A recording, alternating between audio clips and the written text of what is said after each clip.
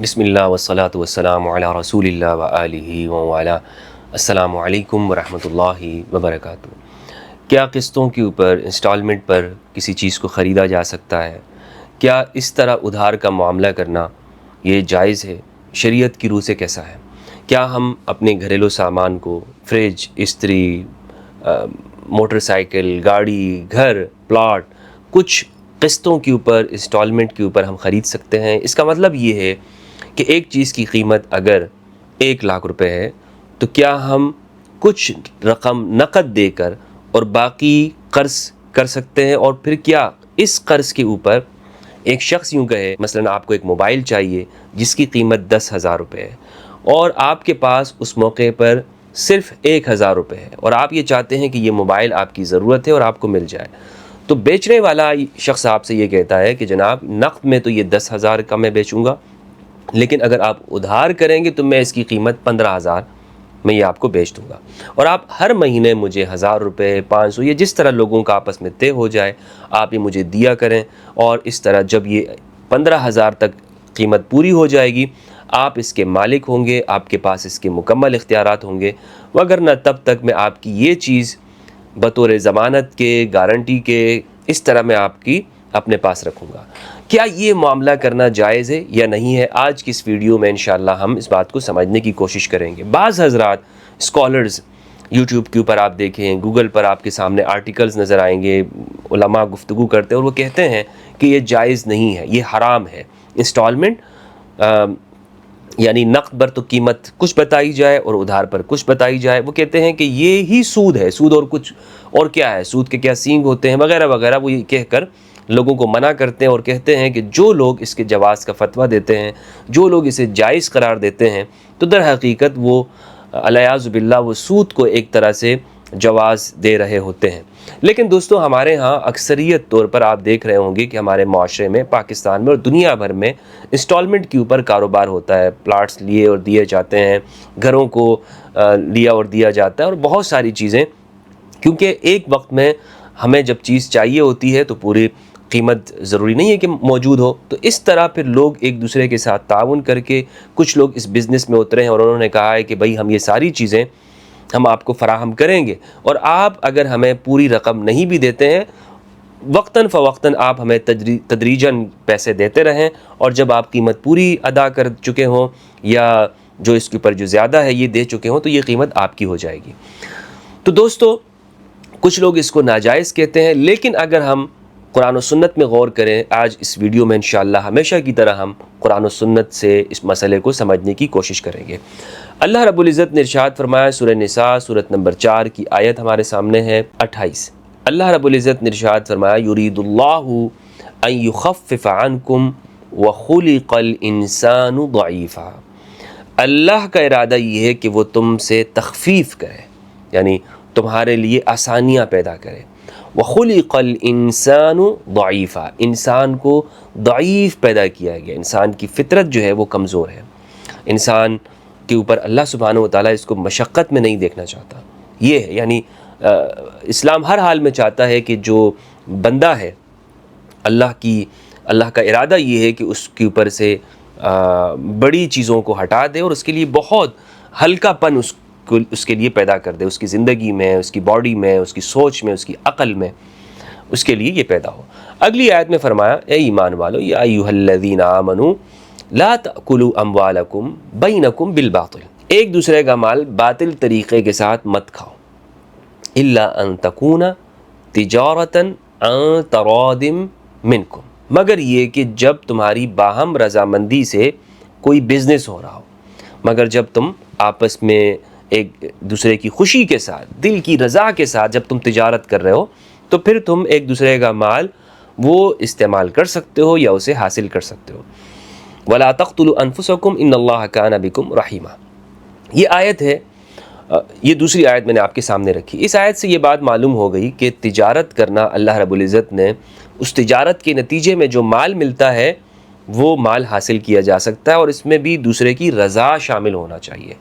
Business کا اصول یہ ہے کہ اس میں ایک دوسرے کی رضامندی ہو۔ ہر وہ بزنس جس میں دوسرے کی رضامندی نہ ہو اور اس میں دوسرے کو دھوکے کا اندیشہ ہو، ناجائز ہے شریعت میں۔ بزنس، کاروبار، بے و فروخت، خرید و فروخت، بے و شراء، جو بھی معاملات ہیں اس میں اگر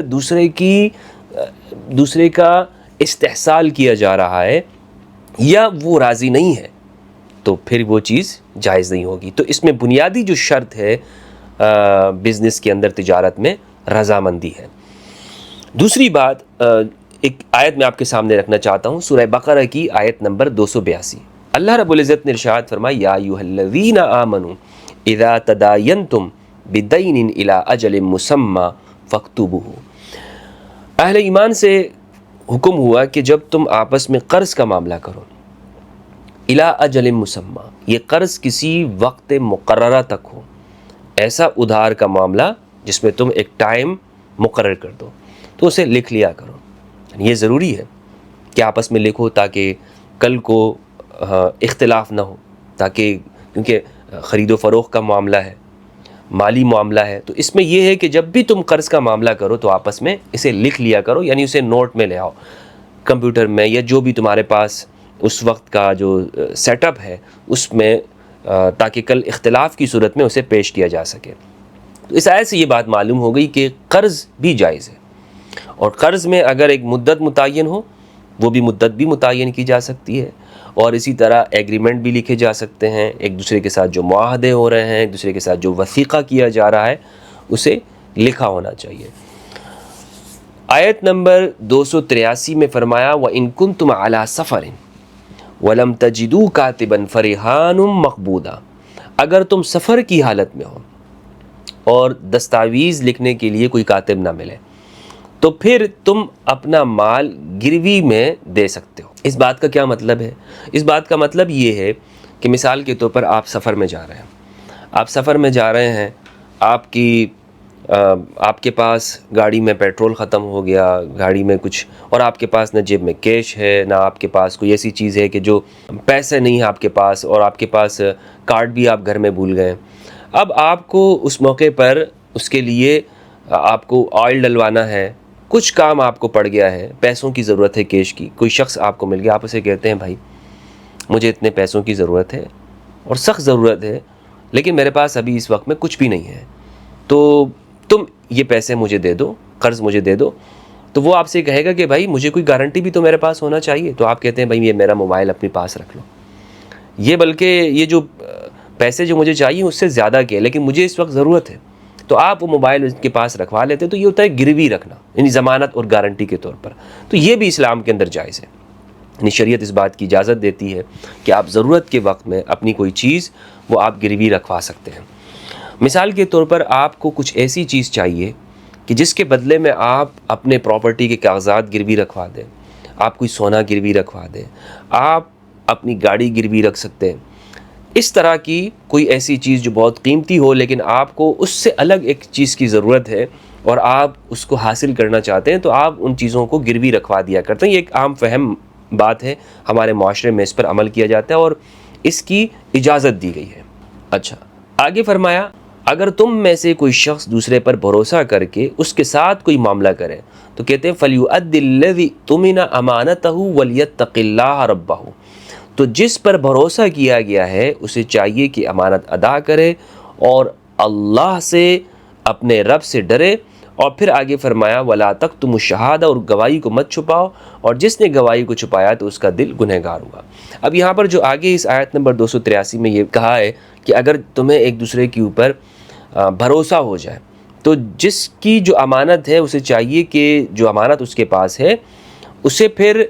امانت جو رکھوائی گئی ہے وہ اسے پھر ادا بھی کرے۔ تو اس آیت سے جو مجھے یہ بات معلوم ہوئی ہے کہ ہم جو انسٹالمنٹ کا جو معاملہ ہے اس کو ہم دیکھیں تو اس آیت کی روشنی میں ہمیں یہ بات سمجھ میں آتی ہے۔ مثال کے طور پر یہ جو انسٹالمنٹ ہے اس میں آپ کیا کرتے ہیں؟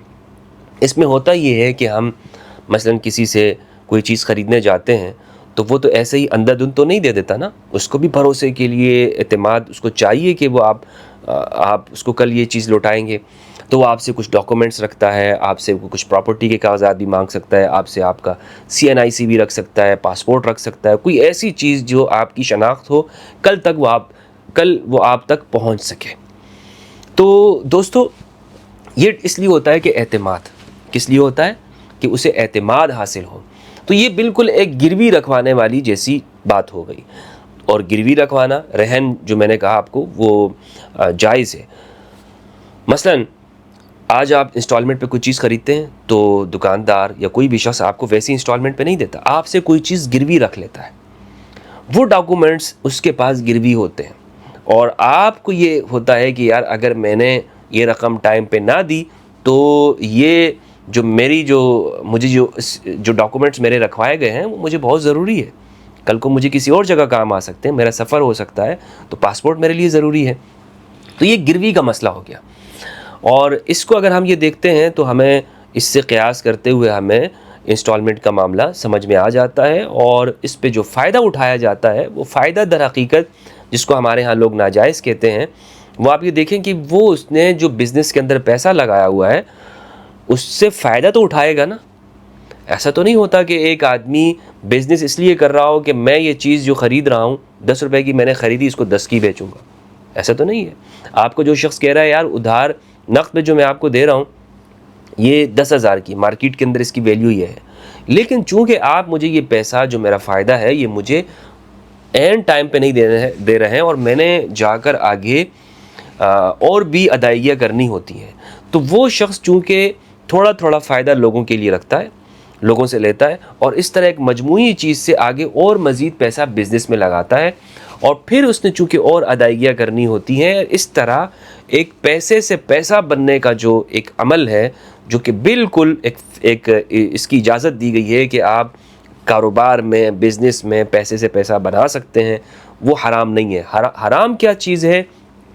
حرام یہ ہے دوسرے کی مجبوری سے فائدہ اٹھانا، اور یہ بھی اس درجے کے اوپر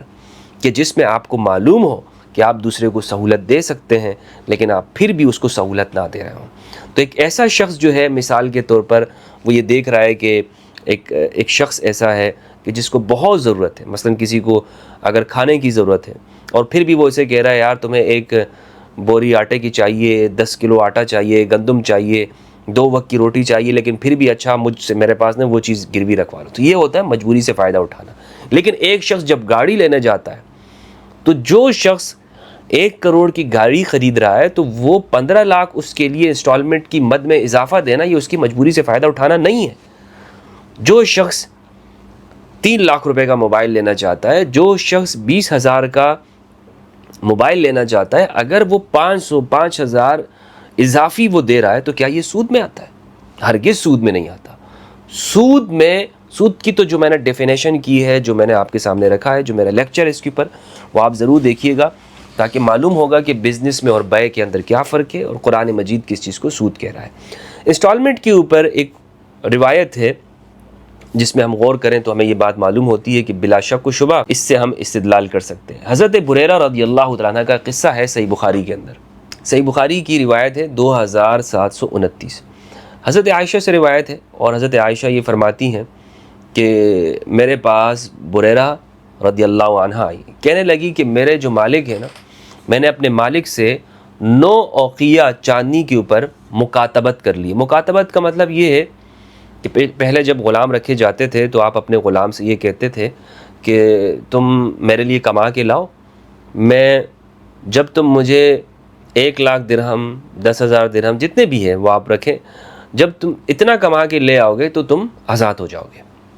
تمہاری آزادی ہو جائے گی. تو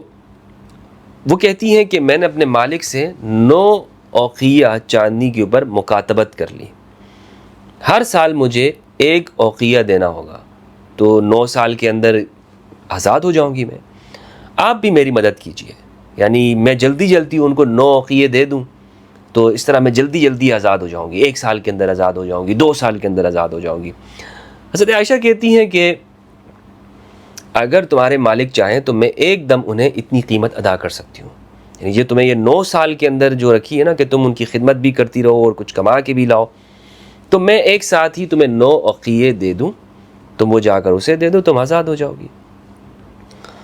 تو لیکن تمہاری جو ولا ہوگی نا وہ میرے پاس ہوگی، تمہارے مالک کے پاس نہیں ہوگی. ولا کا مطلب یہ ہے کہ تم آگے جو تمہاری نسل ہے یا تمہارے کل کو جو مجھے کسی بات کی ضرورت پڑی تو تم ہماری اس میں ہماری سپورٹ تمہیں حاصل ہوگی،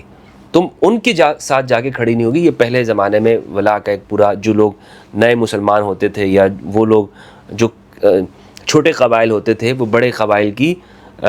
جسے کہنا چاہیے کہ حمایت ضرور حاصل کر کے رہتے تھے۔ قبائلی سسٹم تھا اس وقت میں، یعنی آپ کو جو اس طرح نہیں ہوگا کہ جو میں تمہیں آزاد کر رہی ہوں تو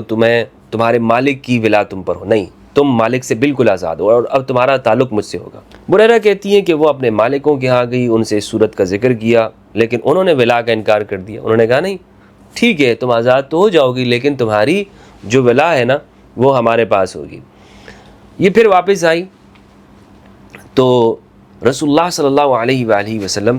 تشریف فرما تھے۔ انہوں نے کہا کہ میں نے اپنے مالکوں کے سامنے یہ بات رکھی تھی، لیکن وہ کہتے ہیں کہ ولا انہی کی ہوگی۔ اس پر آپ صلی اللہ علیہ وآلہ وسلم نے یہ بات سنی اور حضرت عائشہ نے بھی آپ صلی اللہ علیہ وآلہ وسلم کو صورتحال سے آگاہ کیا۔ آپ نے فرمایا کہ آپ انہیں خرید لیں اور جنہوں نے ولا کی شرط لگائی ہے نا ان کو لگانے دیں، کیونکہ ولا اسی کے ساتھ قائم ہوتی ہے جو اس کو آزاد کرتا ہے۔ چونکہ عائشہ تم اس کو آزاد کر رہی ہو تو اب یہ تمہاری ہی ولا میں ہوگی، اور جو شرطیں وہ لگا رہی ہیں وہ ان کو لگانے دیں۔ حضرت عائشہ نے ایسا ہی کیا اور یعنی پوری قیمت ادا کر دی اور ان کو خرید لیا۔ اب یہ قدیم زمانے کے اندر جو مکاتبت ہوتی تھی، مطلب مکاتبت ایک چیز وہ خود کو آزاد کرانا چاہتی ہیں اس کو، اور وہ آزادی کے لیے تھوڑے تھوڑے وقت میں پیسے دینا چاہتی ہیں، تو یہ مکاتبت ایک طرح کی گویا کہ قسطوں میں اپنی آزادی لینا، ایسا ہے یا نہیں ہے؟ یعنی